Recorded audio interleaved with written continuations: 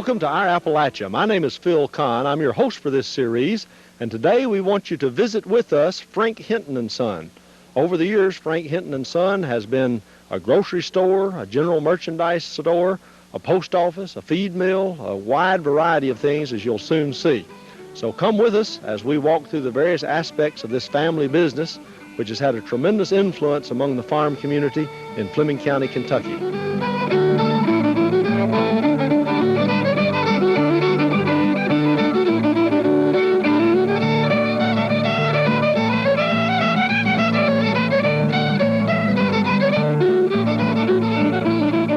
I'm here with two Frank Hintons, and that's a good place to find Hintons, I guess, in Frank Hinton and Sons farm supply store.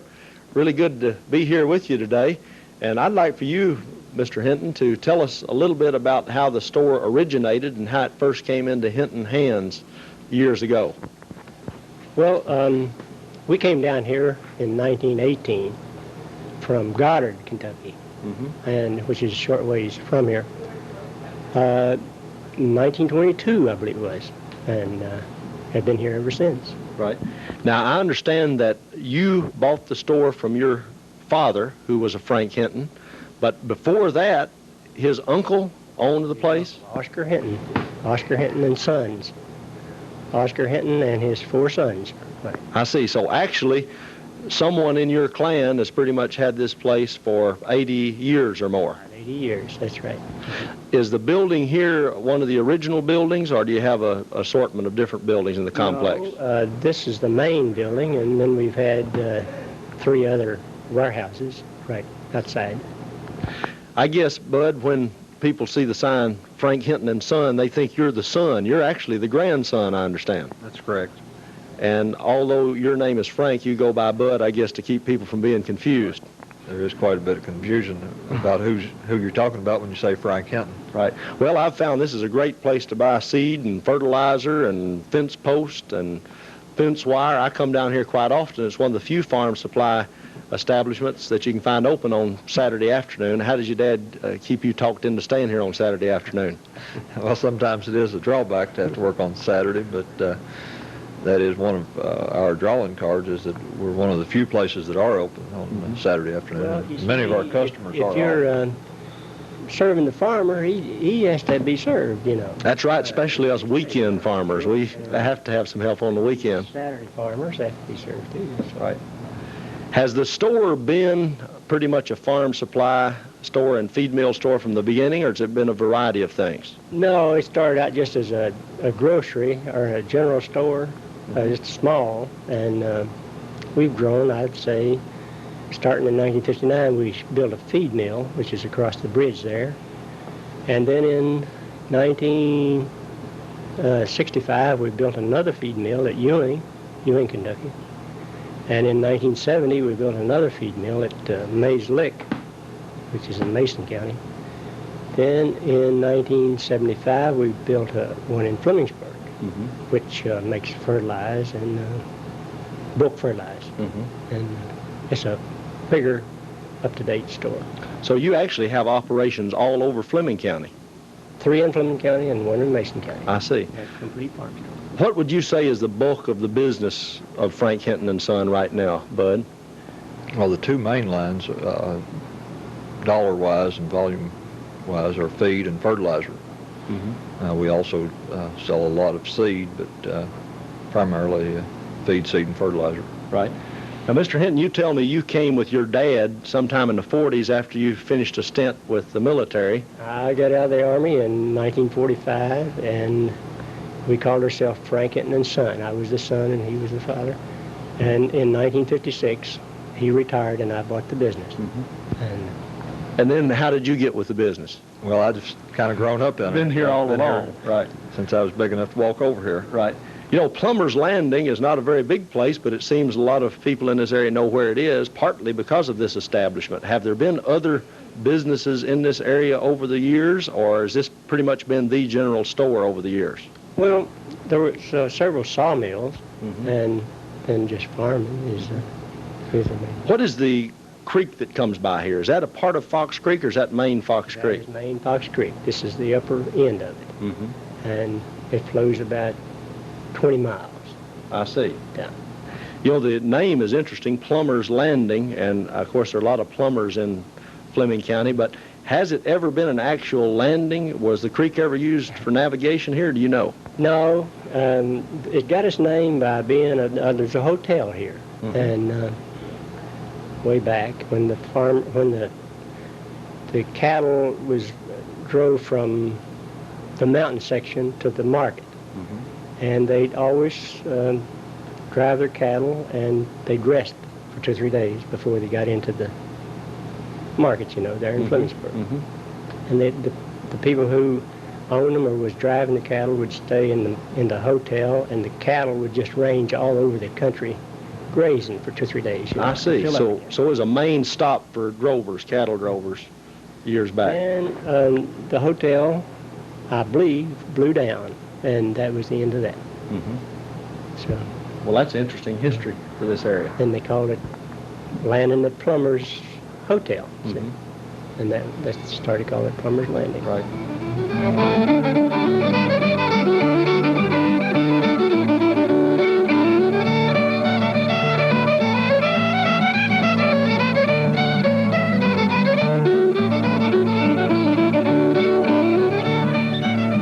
But I see a wide array of merchandise here, all the way from paint to porch swings, all kind of farm implements, jackets, hats, stovepipes, worming medicine for cattle. You have just about everything a fellow would want if he was going to live in the country. Why do you have such a wide array of merchandise? Well, being this far from town, it's awful unhandy for our customers to go 15 miles to pick up pipe fitting, electrical supplies, or whatever. Right. So that's one of the main calling cards of our business, is that we have a complete line of products. Right. How do you determine your merchandise or your inventory? Pretty much just what people ask for you try to stock, or are there limits to things that you try to stock? Well, sometimes we have a little more inventory than we should have, but we try to have most anything that a farmer would ask for. Right. Of course, at this point, you are the young Mr. Hinton, although I guess you have some children that are younger still. Right. What do you see as the future of Frank Hinton and Son? You've grown into quite a large operation. Tell us a little bit about the size of your operation and what you see as the future role of this type of company in Fleming and surrounding counties. Okay, that's quite a question. First, farming is changing dramatically, and therefore our business will have to change to match the changes in farming. We're going to have to become more knowledgeable in the science of farming and give more technical advice, soil testing, forage testing, and so forth. Right. But you definitely see your business tied to farming. Whichever way it goes, the business will try to adjust to meet the demands, I guess. That's correct. In this area, we have to tie our business directly to farming. Right. How many counties are you doing business in now? Don't you have delivery of feeds and fertilizers into a lot of areas surrounding Plumber's Landing? We probably do business in 15 counties. I see. So you'd have a lot of large volume customers, I guess, and actually deliver materials to the farm.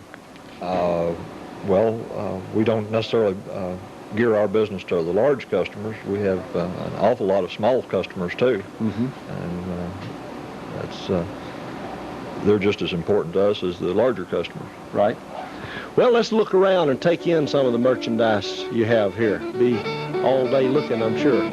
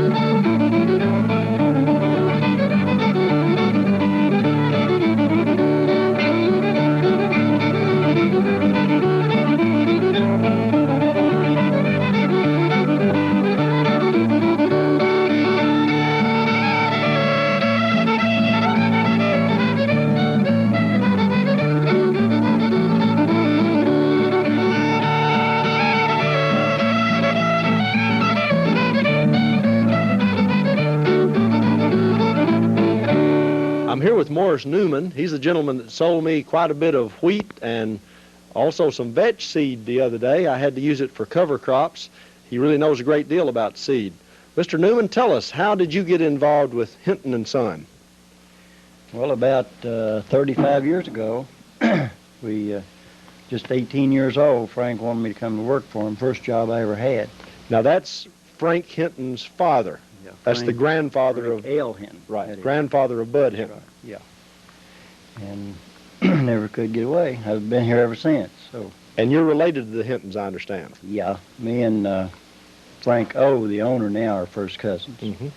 Well, tell us about some of the seeds you have here. I guess we have a bag right here that's used as a cover crop, perhaps, or is that a pasture seed? This one right here is red clover, which is sowed in the spring as a hay crop, and very good hay crop. And we got orchard grass that they usually sow along with it. Right. And some sow timothy with red clover. Right. And even some fescue sowed with it. So you handle a wide variety of seeds for pasture, for a cover crop. I guess some people even buy seed here for just lawns, don't they? Oh, we sell a lot of lawn seed. How much seed would you say you handle in a year's time? That'd be hard to say, but we handle several trailer loads. Right. Well, we'll buy 2 trailer loads of, just say, winter oats, you know, and probably 10 trailer loads of wheat. Right. And by that, you're talking about a big semi-trailer. Yeah, semi-trailer. Right. I'm also interested by all the country hams you have hanging here. Really a good-looking variety of hams. Now, you tell me at one time the Hinton operation used to cure a lot of hams. Tell us about the way they cured them and how many they handled. Well, we bought the green hams from Bluegrass Provision in Covington, and we would salt down about 250, 300 at a time. And we would salt in the run of the year about 1,500 and sell them as cured hams the following year. Right. Have to be cured about a year, 6 months to a year to be good.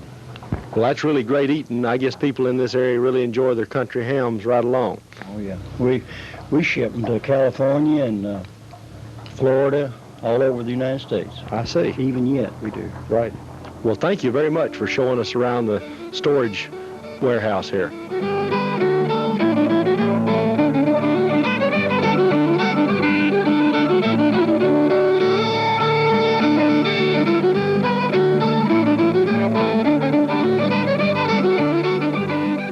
Mr. Hinton, we're right in the middle of the Plumber's Landing post office, and it's really convenient, I'm sure, if you want to mail anything from the store, to have your post office close at hand. How old is this post office operation? Well, this post office, I expect, is 90 years old. I see. So it's been here since the turn of the century. Right. Now, I understand that across the nation, smaller post offices are being dismantled and merged. Has there been any talk of this post office passing on, or is that something you... They talked about closing it out 10 years ago, and they haven't done it yet. Right.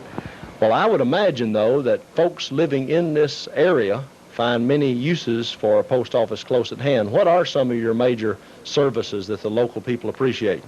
Well, we have all service. They can mail anything or get a money order, certified mail, receive and send. Do some folks actually come here to pick up their mail, or most of them get rural delivery? There's 35 patrons. I see. So those are folks who depend on this for their mail pickup regularly. Yes. Now, they could get the mail on the route. It starts just a short ways from here, but 35 come here to pick them up. Now, you are the postmaster of Plumber's Landing, Kentucky Post Office. Is that correct? I've been postmaster since 1956. My dad, before me, was postmaster from 1922 up to 1956. So, as postmaster, are you actually an employee of the U.S. Postal Service, or is it on some type of contractual basis? No, I'm just appointed back then, 1956, And at one time, those appointments, I understand, were highly political. You know, they literally changed with administrations way back, I understand. It was completely political, but not now. Right. So now you are still an employee and draw some compensation as postmaster, but of course it's just supplemental to your main work here with Hinton and Son. Right. That's right. Well, what do you think about a post office like Plummer's Landing? Do you think they will go on for a considerable amount of time, or is it a wave of the future? I believe when I do retire from it, I think they'll phase it out. I think they could do it out it real easy, you know. Here. I guess as much as anything, though, this post office with its Plummer's Landing, Kentucky postmark really gives some identity to the little community here. Yes, that's what we like about it. Right. Well, you got a wide array of FBI wanted posters. I don't. Is it right? I don't guess you've had to bother with most of these wanted fellas in this neck of the woods, though. No, I don't think we've helped them any. Right. Well, this is really an interesting operation, and I can assure you that if I lived in Plummer's Landing, I would appreciate the convenience of a post office right here at hand.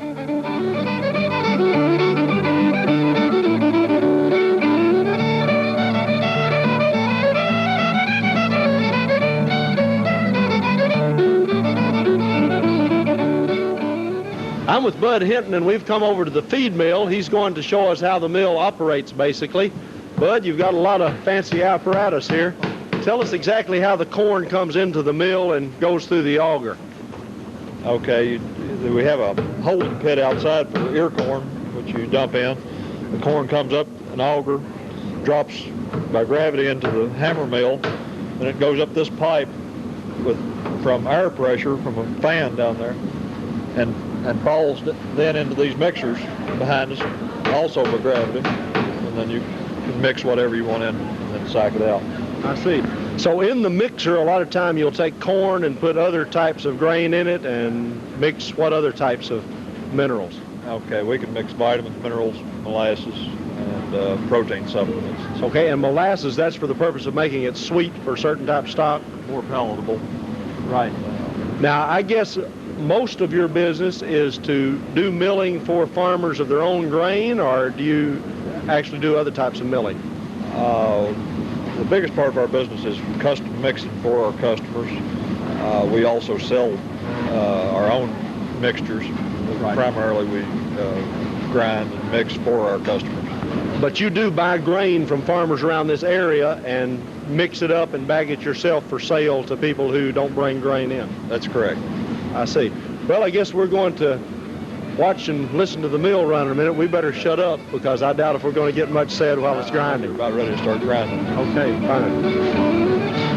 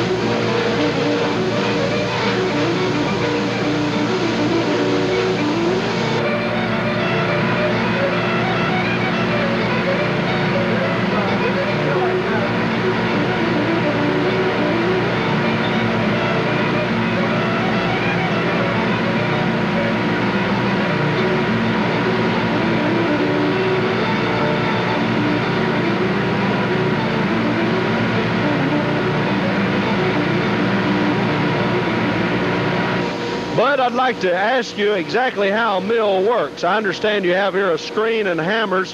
Tell us exactly how it does the grinding. Okay, the corn falls into a drum which is lined with this screen.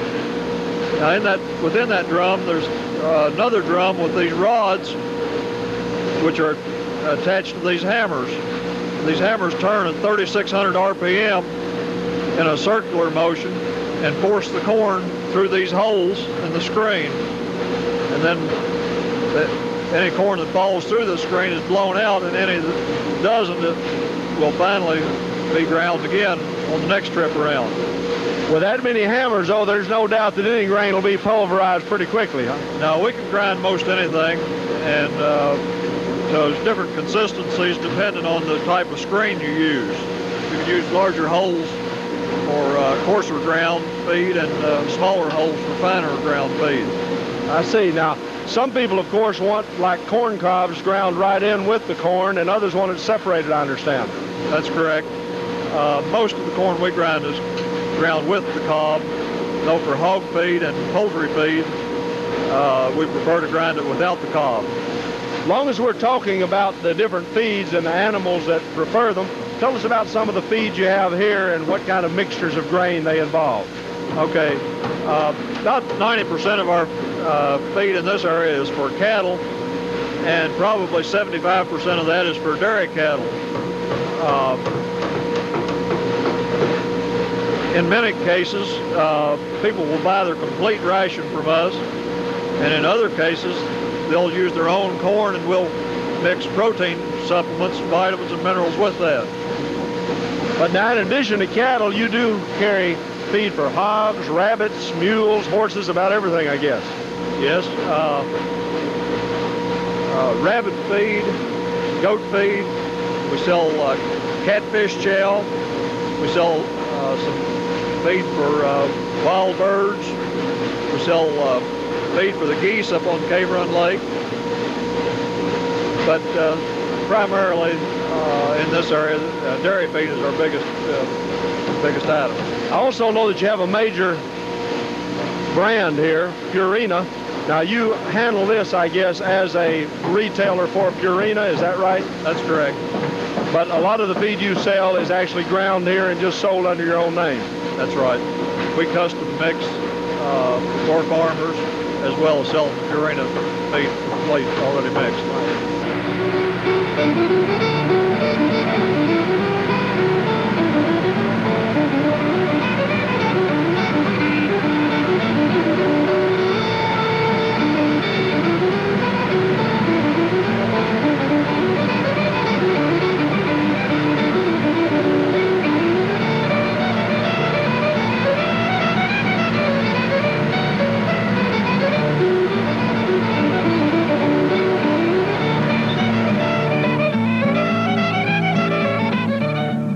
But this is an awfully picturesque setting right here in Fox Valley, and you're right at Fox Creek, of course. Has the creek ever been used to power any type of facilities around here, do you know?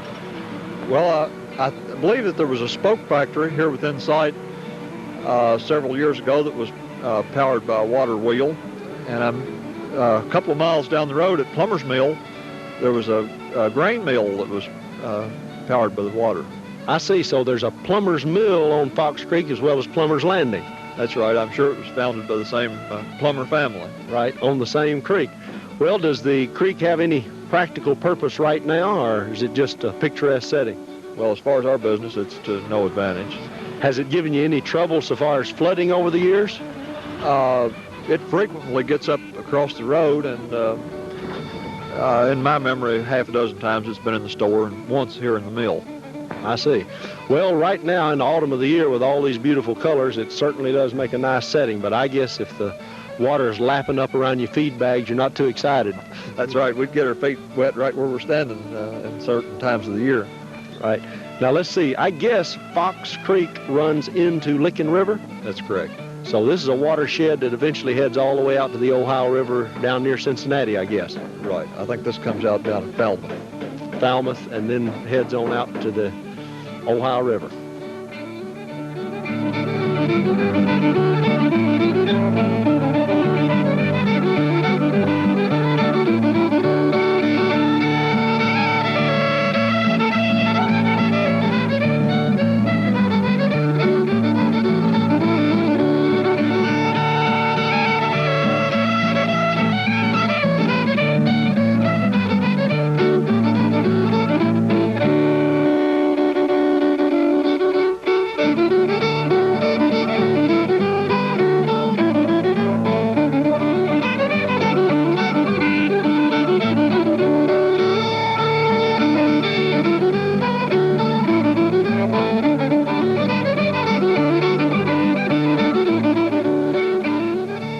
We're pleased you've joined us for this segment of Our Appalachia as we've experienced Frank Hinton and Son.